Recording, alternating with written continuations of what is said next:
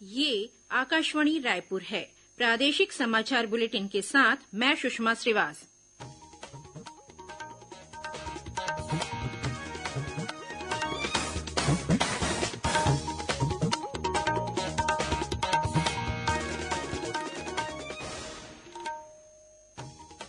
और अब पेश है आज के मुख्य समाचार। प्रधानमंत्री नरेंद्र मोदी ने देश में दुनिया का सबसे बड़ा कोरोना टीकाकरण अभियान शुरू किया। छत्तीसगढ़ में भी आज से कोरोना टीकाकरण की शुरुआत हुई। स्वास्थ्य मंत्री ने कोरोना टीका को पूरी तरह सुरक्षित बताया। प्रदेश के सभी विधानसभा क्षेत्रों में फोटोयुक्त मतदाता सूची और सेवा निर्वाचक नामावलियों का हुआ अंतिम प्रकाशन। और राज्य सरकार ने धान खरीदी के लिए खाद्य पदार्थों की पैकेजिंग में इस्तेमाल किए गए जूट बारदानों के उपयोग की अनुमति दी।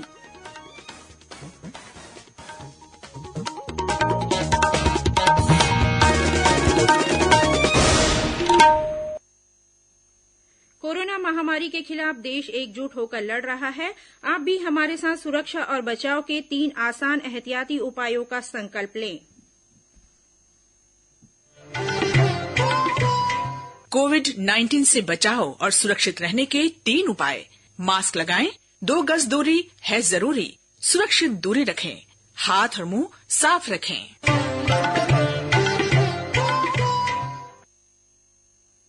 अब समाचार विस्तार से। प्रधानमंत्री नरेंद्र मोदी ने कहा है कि भारत का कोरोना टीकाकरण अभियान अति मानवीय सिद्धांतों पर आधारित है। उन्होंने कहा कि इसमें उन लोगों को प्राथमिकता दी जाएगी जिन्हें संक्रमण का सबसे अधिक खतरा है। आज दुनिया के सबसे बड़े इस कार्यक्रम का वीडियो कॉन्फ्रेंसिंग के जरिए शुभारंभ करते हुए श्री मोदी ने कहा कि कोरोना टीका पहले उन लोगों को दिया जाएगा जिन्हें इसकी सबसे अधिक आवश्यकता है। जिसे कोरोना संक्रमण का रिस्क सबसे ज्यादा है, उसे पहले टीका लगेगा। जो हमारे डॉक्टर्स हैं, नर्सेस हैं, अस्पताल में सफाई कर्मी हैं, मेडिकल पैरामेडिकल स्टाफ हैं, वो कोरोना की वैक्सीन के सबसे पहले हकदार हैं। चाहे वो सरकारी अस्पताल में हो या फिर प्राइवेट में, सभी को ये वैक्सीन प्राथमिकता पर लगेगी। इसके बाद उन लोगों को टीका लगाया जाएगा जिन पर जरूरी सेवाओं और देश की रक्षा या कानून व्यवस्था की जिम्मेदारी है। श्री मोदी ने कहा कि टीकाकरण अभियान के पहले चरण में 3 करोड़ लोगों को टीका लगाया जाएगा। उन्होंने कहा कि दूसरे चरण में 30 करोड़ लोगों को टीके लगाए जाएंगे। प्रधानमंत्री ने पिछले कई महीनों से कोरोना टीका बनाने में लगे वैज्ञानिकों की सराहना की। उन्होंने कहा कि इतने कम समय में देश में 2 टीके तैयार करना गर्व की बात है।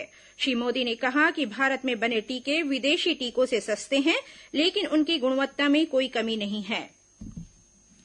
प्रधानमंत्री ने कहा कि टीके की 2 खुराक देना जरूरी है और इन दोनों के बीच लगभग 1 महीने का अंतर होना चाहिए।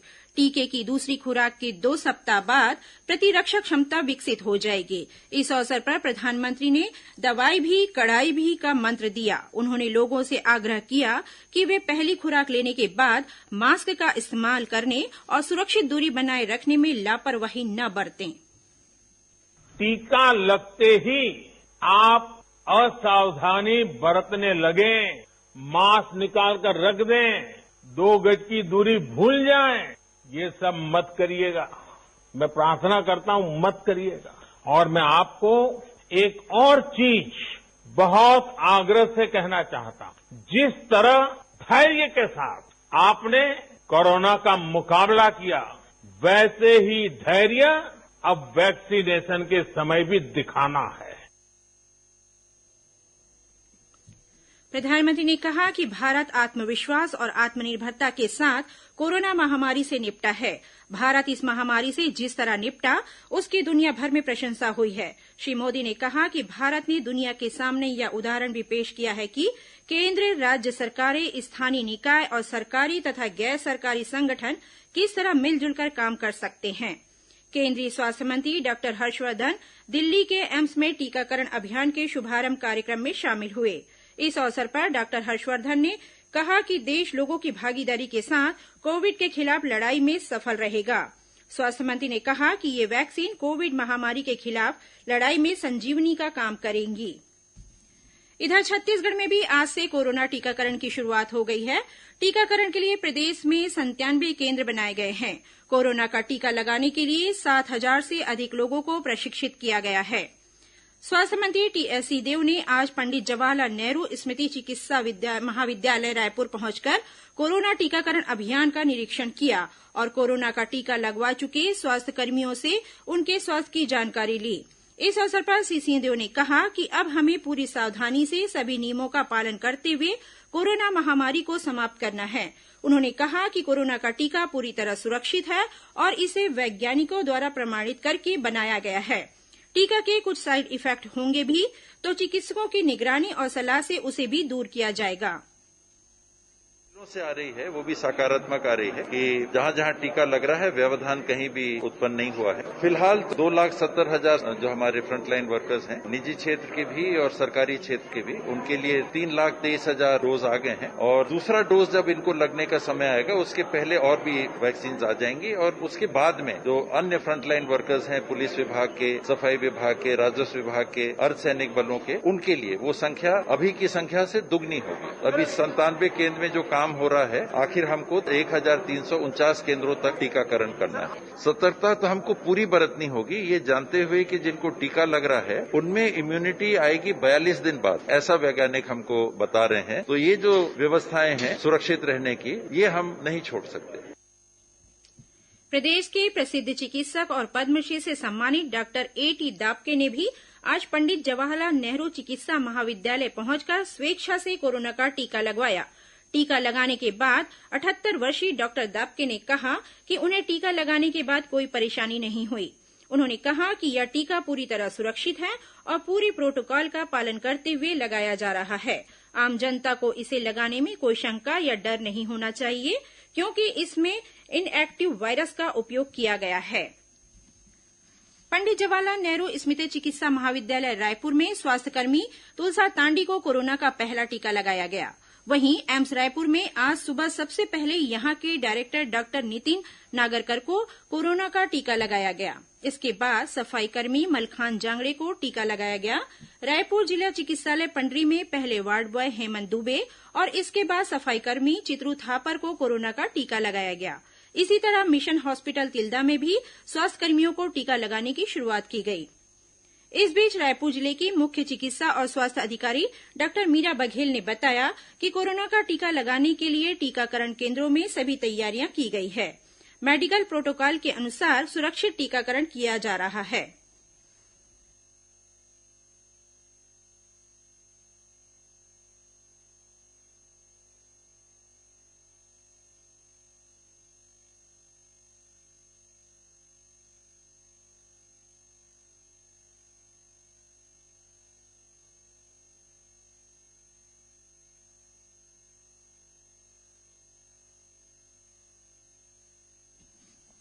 प्रदेश के अन्य जिलों में भी बनाए गए टीकाकरण केंद्रों में आज कोरोना का टीका लगाने की शुरुआत की गई। जांजगीर चांपा जिला अस्पताल में डॉक्टर अनिल जगत को पहला टीका लगाया गया। वहीं राजनांदगांव में पहला टीका पद्मश्री डॉक्टर पुखराज बाफना को लगाया गया।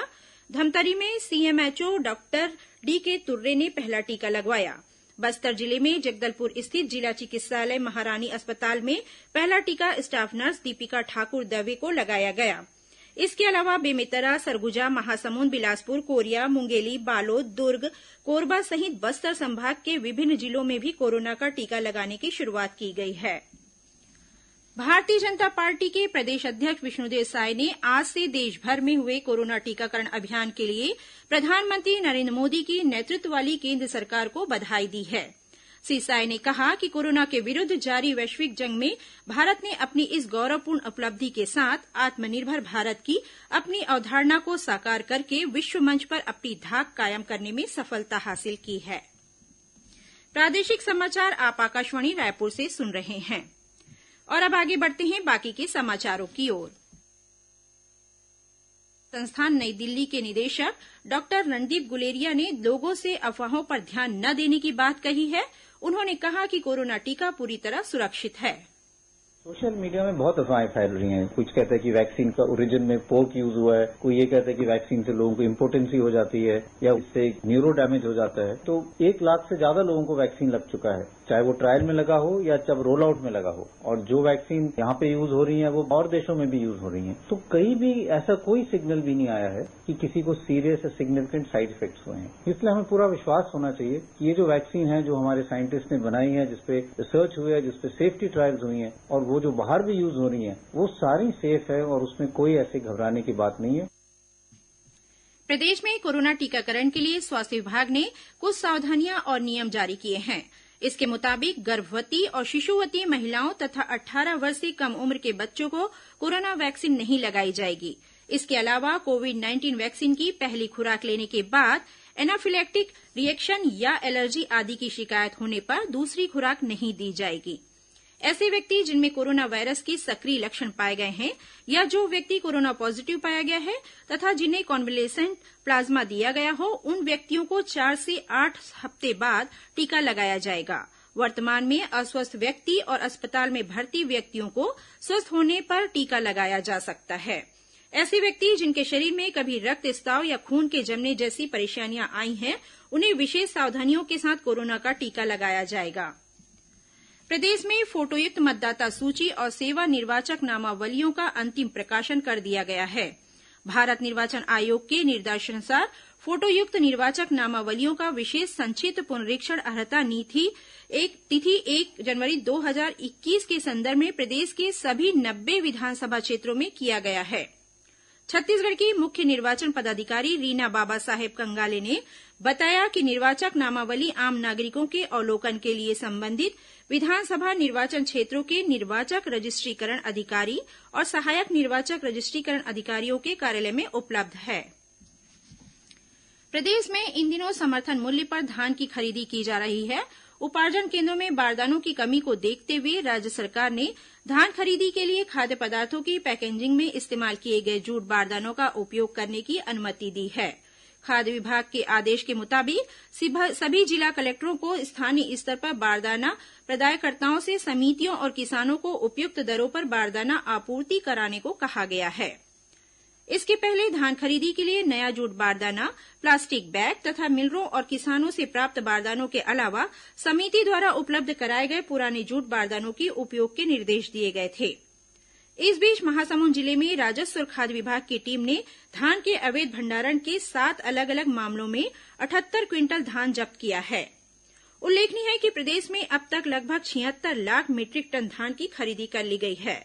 इस दौरान 18,19,000 से अधिक किसानों ने धान बेचा है। वहीं मिलरों द्वारा अब तक 21,63,000 मीट्रिक टन धान का उठाव किया गया है। दिव्यांगजन सशक्तिकरण विभाग ने केंद्र सरकार के कार्यालयों में दिव्यांगजनों के लिए 3,566 पदों की अधिसूचना जारी की है। केंद्रीय सामाजिक न्याय और अधिकारिता मंत्रालय ने कहा है कि इसमें 1,046 पद समूह क, 515 पद समूह ख, 1,724 पद समूह ग और 281 पद समूह घ से संबंधित है। ये पद बौनों, एसिड हमला पीड़ितों, मस्कुलर डिसऑर्डर, मंदबुद्धि, बौद्धिक दिव्यांगता, विशेष शिक्षण दिव्यांगता, मानसिक रुग्णता और एक से अधिक अक्षमताओं से पीड़ितों के लिए रखे गए हैं। इस अधिसूचना से सरकारी कार्यालयों में दिव्यांगजनों का रोजगार बढ़ेगा। बीजापुर जिले में सुरक्षा बलों के साथ हुई मुठभेड़ में एक इनामी माओवादी मारा गया है। पुलिस अधीक्षक कमलोचन कश्यप ने घटना की पुष्टि करते हुए बताया कि सुरक्षा बलों की टीम सर्चिंग अभियान पर निकली थी। इसी दौरान कुटरू और कुतुलनार के बीच जंगलों में माओवादियों के साथ मुठभेड़ हो गई, जिसमें 8 लाख रुपए का एक इनामी माओवादी मारा गया। मौके से पिस्टल, 3 बम और दैनिक उपयोग की सामग्री बरामद की गई है। वहीं इसी जिले के आवापल्ली थाना क्षेत्र में सुरक्षा बलों ने एक महिला सहित 2 माओवादियों को गिरफ्तार किया है। इन माओवादियों के पास से डेटोनेटर, वायर, बैटरी, कैमरा, पटाखे, रेडियो और अन्य दैनिक उपयोग की सामग्री बरामद की गई है। इधर राजनांदगांव जिले के मानपुर क्षेत्र के ग्राम परदोनी में माओवादियों द्वारा एक ग्रामीण की हत्या के बाद पुलिस ने क्षेत्र के अंदरूनी इलाकों में सर्चिंग बढ़ा दी है। क्षेत्र में सुरक्षा बलों के बढ़ते दबाव के बाद माओवादी वहां से भाग गए हैं। पंचायत और ग्रामीण विकास मंत्री टीएस सिंहदेव कल रात 7:30 बजे आकाशवाणी रायपुर से प्रसारित विशेष कार्यक्रम हमर ग्राम सभा में राज्य शासन की नीतियों, योजनाओं और कार्यक्रमों के बारे में जानकारी देंगे।